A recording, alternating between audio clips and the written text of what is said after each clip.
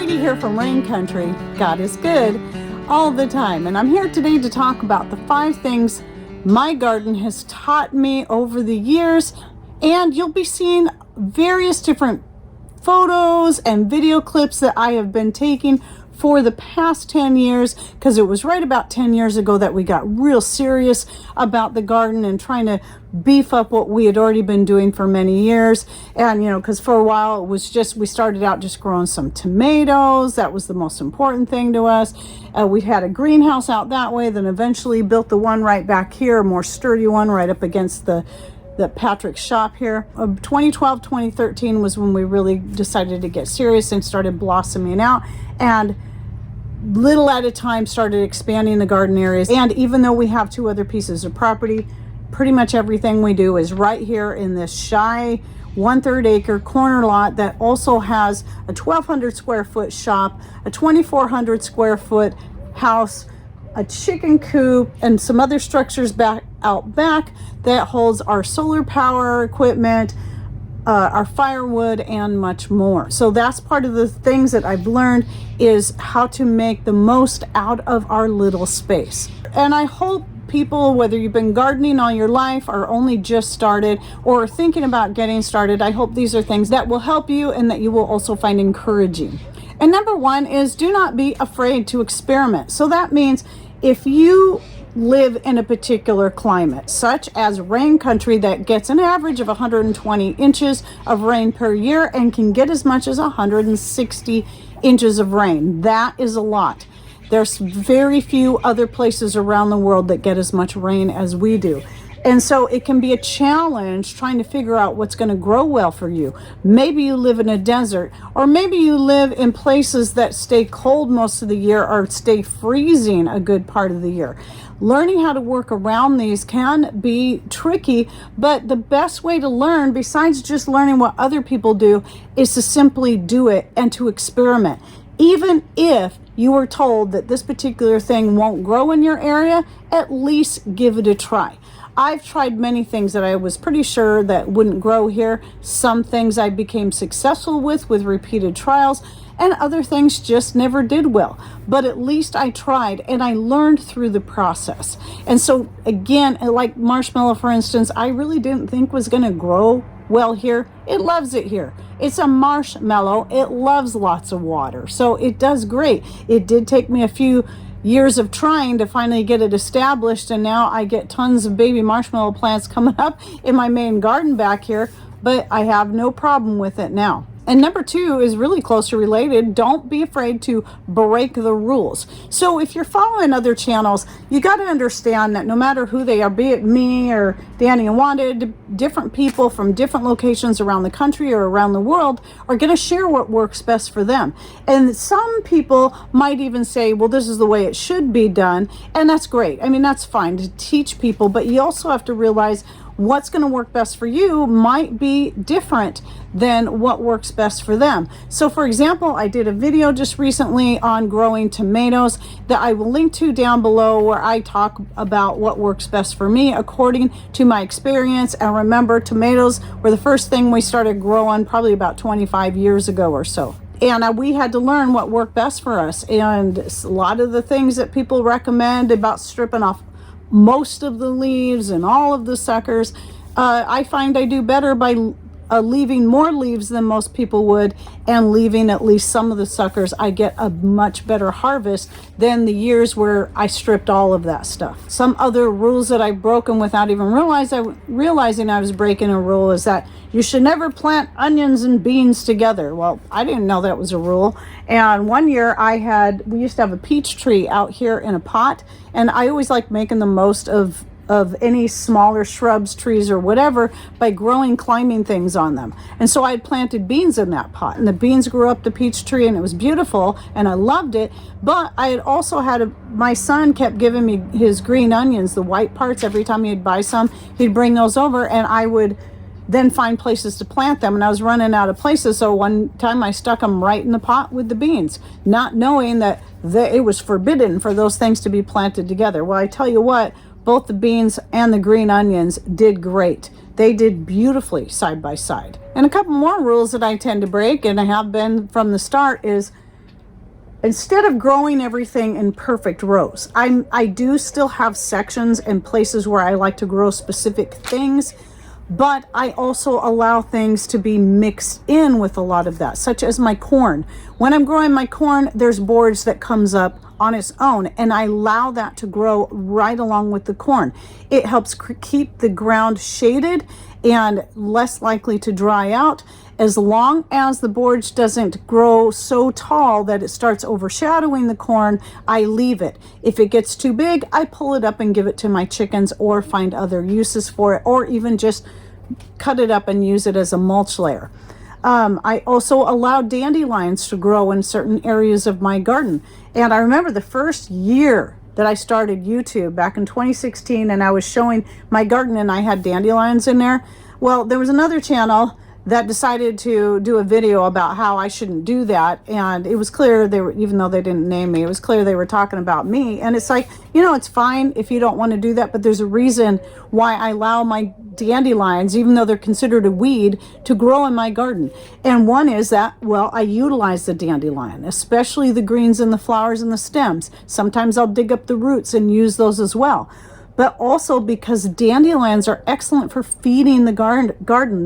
They fix nutrients into your soil, and because they have long tap roots, they carry those nutrients deeper down into the soil. In fact, a couple of pictures I took years ago were of onions and beets that I was growing, and right next to those was a massive dandelion that I had left. It also just happened that those onions and those beets got bigger than all the rest, the ones that had the biggest dandelion growing right next to them. And then, of course, there's places where I have to keep the dandelions thinned out or they overshadow too much, especially in the shady areas, because that's where the dandelions like to get big. Then they crowd out my peppermint, and I don't like it when it does that, and I've had that happen a couple of times. And so I have to pull those ones out because they just get so huge. So obviously it's a matter of just watching your garden and paying attention. So there are weeds that can actually be good for your garden. There's weeds that are not so good for your garden, like creeping buttercup and bindweed. Around here is typically called morning glory or chokeweed. And that is a big problem in my front yard garden, a big problem, and it's almost impossible to get rid of. So I just try to keep track of it, make sure it's not choking anything out.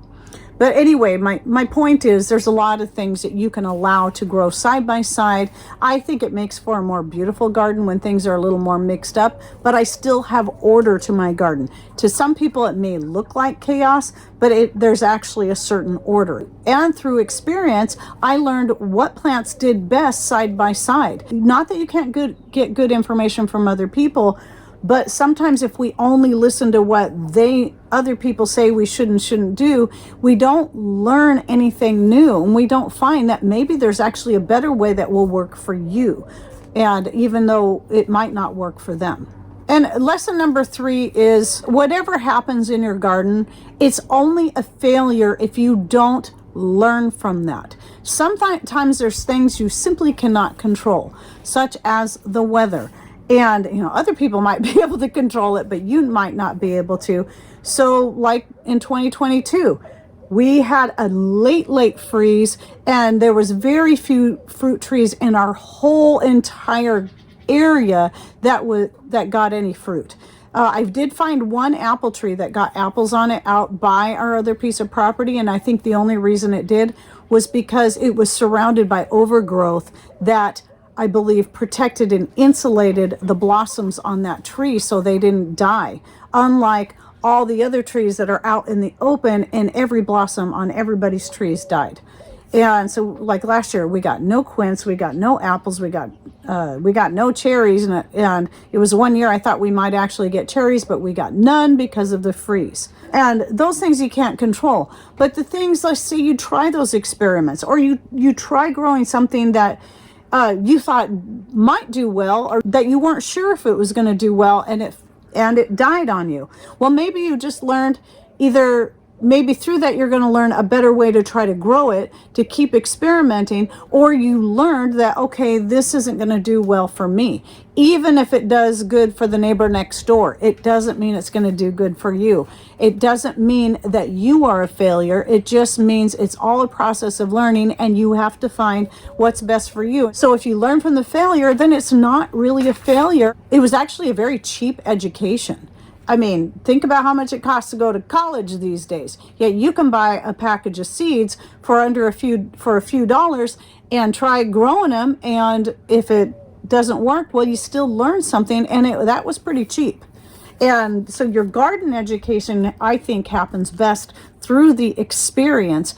And a lot of times we learn the most from the failures than we do from the things that are successes. And along with that, you never stop learning. If you ever reach a point where you think you know it all about gardening, well, now you're going to stagnate and you're never going to learn anything new. And you're going to assume that everything you do because it was good this year is going to be perfect the next year. But then you'll find when you have late freezes or a sudden, you live in a climate like we do that doesn't typically get really, really hot weather. And then two or 3 years ago, we had this weird heat wave in June, which if we get any heat wave, it's usually not till August, but it was in June. It lasted for 3 days, hottest it had been in about 100 years in our area. And a lot of people's plants got burned up. And wow, see, and you're not going to know when that's going to happen. It can come completely out of the blue. Through these different things, just like I said in the last point, we learn the most by getting out there and just doing it and trying. And when something goes wrong, especially those things out of your control, that doesn't mean you give up. You just keep trying. And those things that you did that worked successfully for maybe the past 10 years and all of a sudden didn't, you're going to have to learn how to work around these changes. So around here, at least, I know our weather keeps getting colder and colder every year. Every spring gets colder, which means a lot of the things, especially our annuals, struggle more and more to get going. And so I'm having to learn not to plant my zucchini so early, even my beans, to not plant them so early, and my snow peas. This has been the worst year for me for snow peas. Normally my snow peas explode all over the place and I have more than I'd ever need. But this is going to bring me to point number 5, and that is always being prepared for changes. So that means the years that these things are doing good, like the year before we had that freeze and we had just tons of apples coming in, I was putting up apples. I was dehydrating apples. I was making applesauce. I was making apple butter. I was doing as much as I could with my apples, and making apple juice and then taking some of that and turning it into apple wine. And putting up these things as much as you can, whether it be in the form of canned, dehydrated, frozen. Frozen should be at the bottom of the list because you just never know what's going to happen to your power supply. So focusing on things with shelf stability is best. But when you have an abundant harvest, don't just, it's great to share with people in need, but don't give it all away. Put up extra, put up enough to get you through the next couple of years, just in case you have a late freeze or you have a sudden heat wave that comes out of nowhere and fries your plants. You need to be prepared and have extra put up. And that is one of the big things I've learned through the years. Don't just assume that maybe for 3, 4, 5, 10 years in a row, because you've just had more zucchini than you can ever use, that it'll always be that way. Or more snow peas than you can use, or more grapes than you can ever use. I mean, right after I finally started getting tons of grapes off of my plants, right after that, the very next year, I had a year I hardly got anything. And it wasn't even worth picking them because there was hardly anything on there. In the last several years, they've just been exploding despite the cold weather that has caused other things to not put out as much as they normally would. So you never know from year to year, and that's why it's always good to put up your excess, at least enough for a couple of years is what I'm going to say. If you have enough to put up for a couple of years from your plants, do it.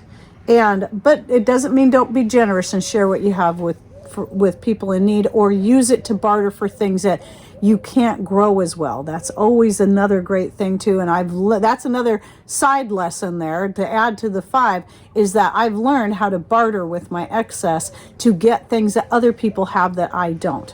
And it's a great system when you learn how to do it. And by the way, I'll link to the video I did last year, I think it was, on how to get started in bartering in the description box down below. So don't forget to click on either more or show more, whatever you see right down here below the screen, so you can open up that description box and find all the information I put in there.